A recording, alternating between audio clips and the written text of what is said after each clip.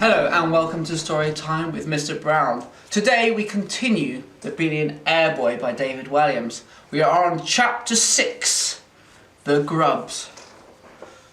"Oi, Blob!" came a shout from behind them. "Just keep walking," said Bob. Joe turned to look around and glimpsed a pair of twins. They looked terrifying, like gorillas in human suits. These must be the dreaded Grubs Bob had talked about. "Don't look round," said Bob. "I'm serious. Just keep walking." Joe was beginning to wish he was luxuriating in the safety of the back seat of his chauffeur-driven Rolls-Royce, rather than walking to the bus stop. Fatso! As Joe and Bob walked faster, they could hear footsteps behind them. Although it was still early, the winter sky was blackening, the street lamps flickered on, and blotches of yellow light spilled onto the wet ground. "Quick! Let's run down here," said Bob. The boys dashed down an alley and hid behind a giant green wheelie bin that was parked at the back of Bella Pasta. "I think we've lost him," whispered Bob. "Are those the Grubs?" asked Joe. "Shh! Keep your voice down." "Sorry," whispered Joe. "Yeah, it's the Grubs. The ones who bully you. That's them. They're identical twins. Dave and Sue Grubb." "Sue? One of them's a girl?" Joe could swear that when he turned around and seen the twins following them, both of them had thick facial hair. "Sue's a girl?" "Yes," said Bob, as if Joe was some kind of idiot. "Then they can't be identical," whispered Joe. "I mean, if one's a boy and one's a girl." "Well, yes, but no one can tell them apart." Suddenly, Joe and Bob heard footsteps coming closer and closer. "I can smell fat boys," came a voice from the other side of the bin.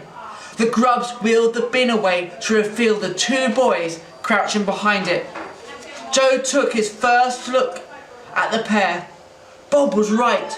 The Grubs were identical.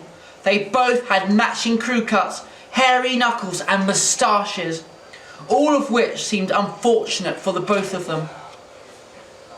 "Let's play spot the difference with the Grubs." Can you spot the 10 differences between these two? No, you can't. They're exactly the same. A gust of cold wind hummed through the alley. An empty can trundled past on the ground. Something twitched in the bushes. "How was the cross-country run without your kit today, Blob?" chuckled one of the Grubs. "I knew that was you two," Bob replied angrily. "So what did you do with it?" "It's in the canal," chuckled the other. "Now give us your chocolate." Even hearing their voices didn't give any clues as to who was Dave and who was Sue. Both their voices wavered high and low in one sentence. I'm taking some home for Mum," protested Bob. "I don't care," said the other Grub. "Give us it, you little," said the other one. I have to confess, reader, that the blank bit was a swear word. Other swear words include blank, blank, and of course the incredibly blued blank, blank, blank, blank, blank. If you didn't know any swear words, it's best to ask a parent or a teacher or other responsible adult to make a list for you. For example, here are some of the rude words I know: puttock, crunter, noog, smagger, ming-mong, casbo, ferp, fedger, nadgers, blimblam, cobdriz, tront, jufer, clutaz, baumbunter, gunder, whizplop, humpletrut, watter, lopcrock, mooser, frink, dangle spangles, boola boola, blop nop, ood plops, ling poop, twatter, bloomviz, loomweed, moomers, blamflan, pognots, foonganbits, snucky snucks, swing, cumbo drops, boot puddle, Congo, Bim Bim, Papa, Gooling,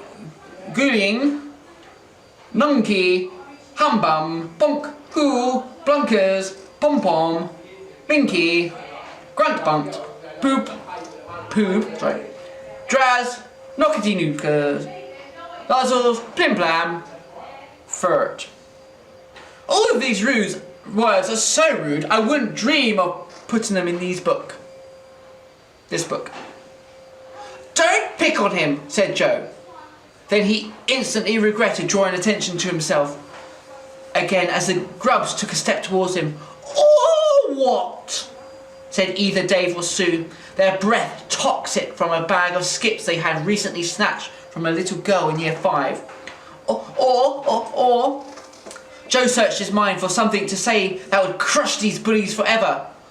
"Or I'll be very disappointed with you both." That wasn't it. The Grubs laughed. Ha ha ha! They snatched what was left of the Cadbury's Dairy Milk Bar from Bob's hand and then grabbed his arm. They lifted him up, and as Bob yelled for help, they deposited him into the wheelie bin. Before Joe could say anything else, the Grubs were stomping off down the road laughing with a mouth full of stolen chocolate.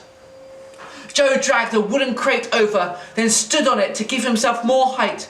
He leaned down into the bin and caught hold of Bob under the armpits. With a great heave, he started to pull his heavy friend out of the bin. "Are you okay?" he asked as he strained to take Bob's weight. "Oh yes, they do this to me most days," he said. He pulled some spaghetti and Parmesan cheese out of his curly hair. Some of it might have been there since the last time the Grub twins had deposited him into the bin. "Well, why did you tell your mum?" "I don't want her to worry about me." "She's got enough to worry about already," replied Bob. "Maybe you should tell a teacher then." "The Grubs said if I ever told anyone that, they would beat me up. They know where I live, and even if they got expelled, they could still find me," said Bob. He looked like he was about to cry. Joe didn't like to see his new friend upset. "One day, I'll get them back. I will. My dad always used to say the best way to beat bullies is to stand up to them. One day I will." Joe looked at his new friend, standing there in his underwear, covered in scraps of Italian food. He thought of Bob standing up to the Grubs. The fat boy would get massacred. But maybe there's another way, he thought. Maybe I can get the Grubs off his back forever. He smiled. He still felt bad about paying Bob to come last in the race. Now he could make up for it.